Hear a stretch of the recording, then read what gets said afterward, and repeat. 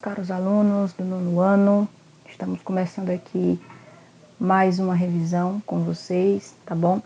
E antes da gente começar a falar sobre a Era Vargas, nós vamos falar especificamente da Revolução de 30. Nós precisamos lembrar o que foi esse acontecimento importante da nossa história. Mas, antes de começar a revisar o assunto, eu queria só chamar a atenção de vocês para essa denominação aqui, ó. Era Vargas, 1930 a 1945.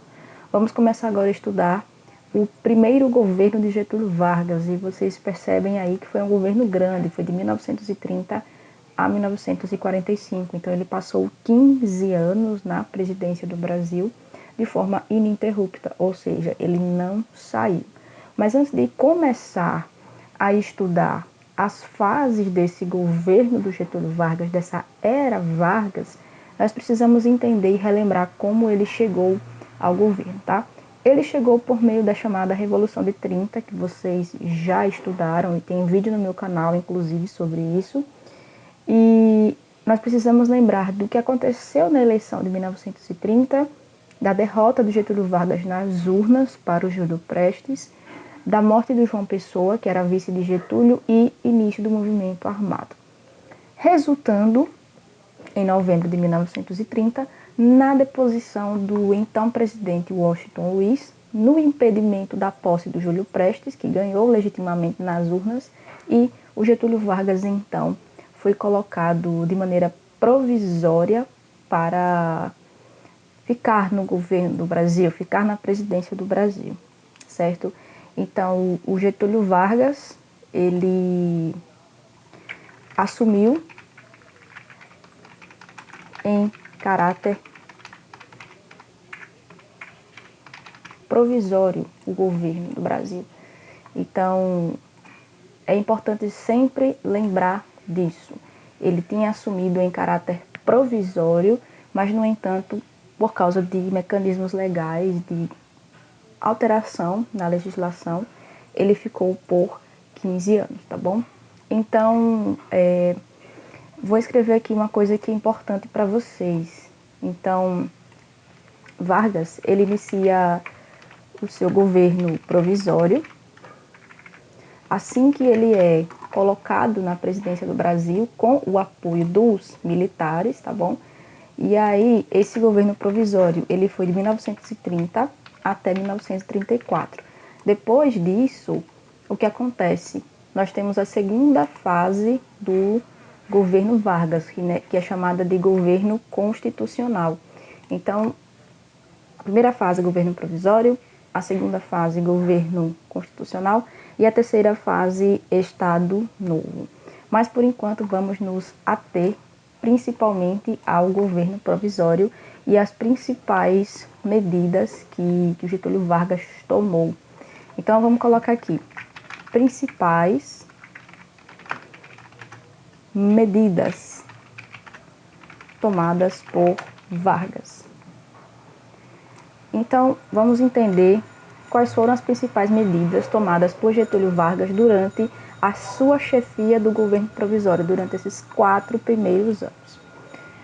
Vou colocar aqui para vocês, no quadro, em ordem, quais foram as principais medidas, certo?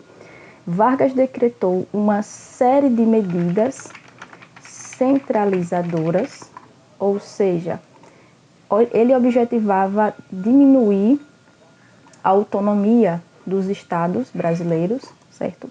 A autonomia essa que foi conquistada com a Constituição de 1891. Então, Vargas trouxe medidas centralizadoras que diminuíam a autonomia dos estados e fortaleciam o governo central.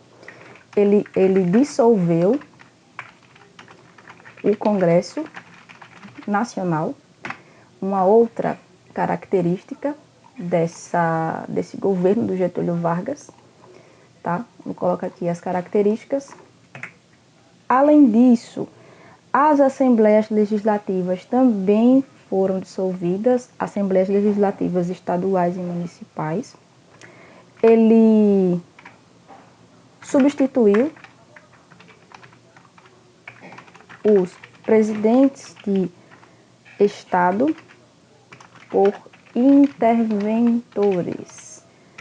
Aqui nós temos uma coisa muito importante, gente, para entender. Por quê? Porque o Getúlio Vargas, ele decide, no começo do seu governo, apoiar aqueles que o apoiaram durante a eleição de 1930 e durante o processo revolucionário. E justamente foram os tenentes quem auxiliaram o Getúlio Vargas nesse processo. Então, a maior parte desses interventores, na verdade, eles eram jovens tenentes.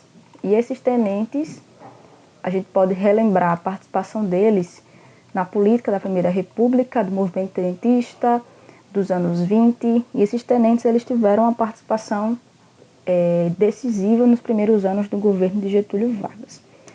Essas medidas de Getúlio Vargas, elas também se destinaram a outras áreas também. Elas se estenderam pela educação, por exemplo. Então, o que foi que Vargas fez? Em 1930, criou vou colocar em letra menor, em 1930, criou o Ministério dos Negócios,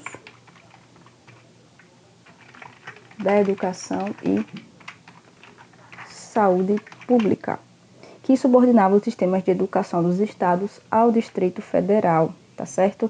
Então, além disso, os assuntos relacionados à saúde pública e atendimento hospitalar também ficaram sob atribuição desse ministério. Aí, em 1931, o Vargas decretou a Lei de Sindicalização, ou seja, atrelava os sindicatos ao Estado. Essa lei admitia apenas um único sindicato por categoria profissional e determinava que apenas os trabalhadores filiados ao sindicato oficial recebiam os benefícios da legislação trabalhista. E, por fim, na economia, Vargas implantou políticas para estimular a diversificação da produção industrial.